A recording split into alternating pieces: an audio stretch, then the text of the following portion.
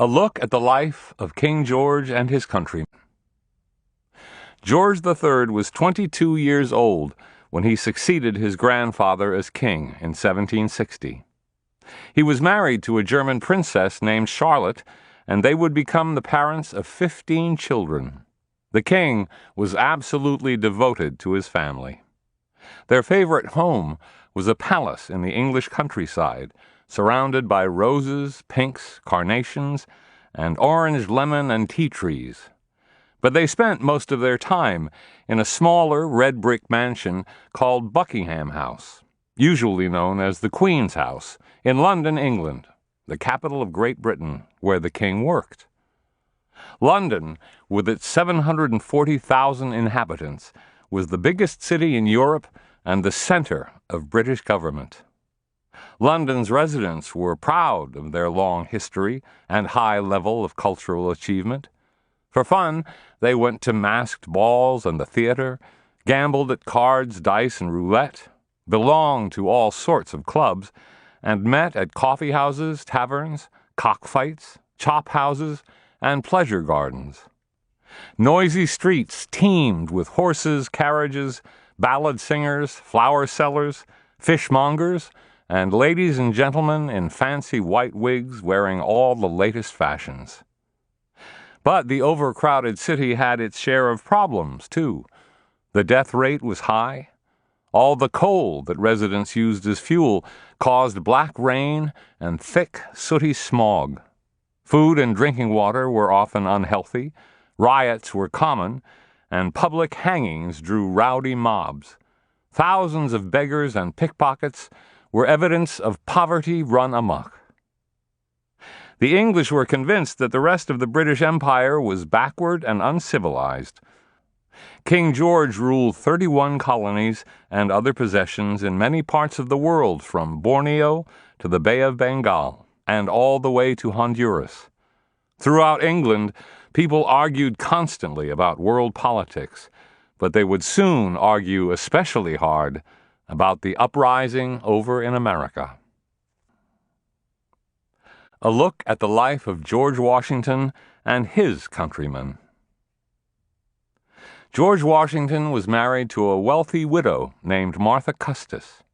Tiny, outgoing, and plump, Martha was a charming hostess. More than 2,000 guests visited their Mount Vernon home in the years before 1775. Martha had 2 young children from her previous marriage, and Washington adored them. The couple enlarged Mount Vernon into an enormous self-contained community. Washington grew tobacco, then switched to wheat.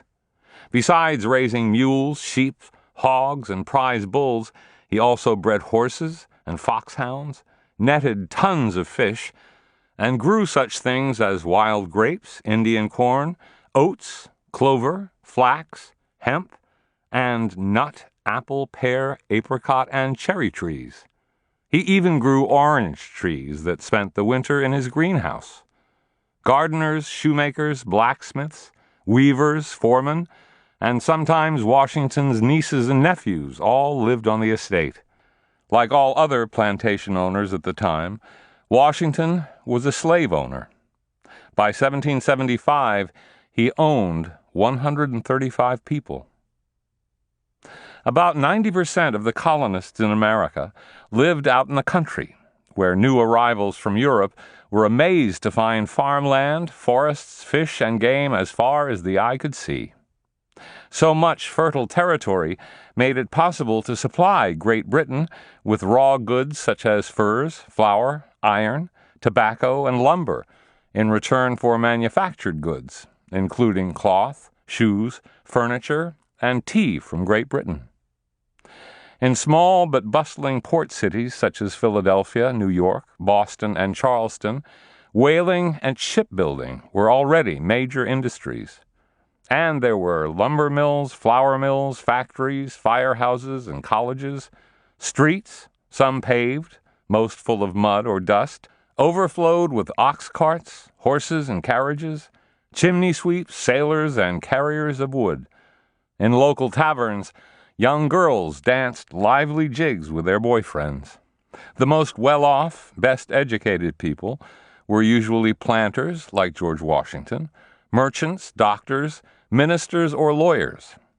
Next came a very large middle class that included small farmers, shopkeepers, teachers, craftsmen, and fishermen. The poorest were unskilled laborers, indentured servants, and, of course, black slaves from Africa who were bought, sold, and held in bondage in all 13 of the colonies. Many colonists wanted to settle the new territory they had helped to win during the 7 Years' War, but Great Britain made it illegal. London thought it was fairest and safest to reserve these lands for the Native Americans who had always lived and hunted there. George Washington agreed with plenty of other colonial settlers who thought the law unfairly limited their rights. They poured into the West anyway. How government worked in England. The British government was a constitutional monarchy, which was a fancy way of saying that King George did not have all the power. He and a governing body called Parliament worked together to rule the empire. Young King George tried hard, and with much success, to see that Parliament's decisions agreed with his point of view. Even so, he had some very strong opponents, and it was Parliament that made laws and controlled the purse strings. The British Parliament was a governing body with two houses. The House of Lords, the upper house, was made up of noblemen who inherited the right to be members. The House of Commons, the lower house, was made up of members who were elected by the people, but sons of noblemen often rigged their own elections or bought their seats. Fewer than 1 in 5 men were allowed to vote in England, and these men usually had to own land or businesses for the privilege. How government worked in America. The 13 American colonies were not yet united into a single country. Each separate colony was under the Crown's control, and each had its own governor and a governing body that made laws and imposed taxes. Some people who served in the government were elected by colonists. For example, George Washington was an elected member of the Virginia House of Burgesses, the lower house. For years, England had looked the other way when colonists ignored British laws they didn't like. The King and British Parliament controlled 13 governors. Each colony had its own governor. All but 2 were appointed by the Crown to serve as Great Britain's chief representatives. Their job was to enforce British laws and carry out British orders. There were 13 governing bodies which made laws for each colony and sent them to England for approval.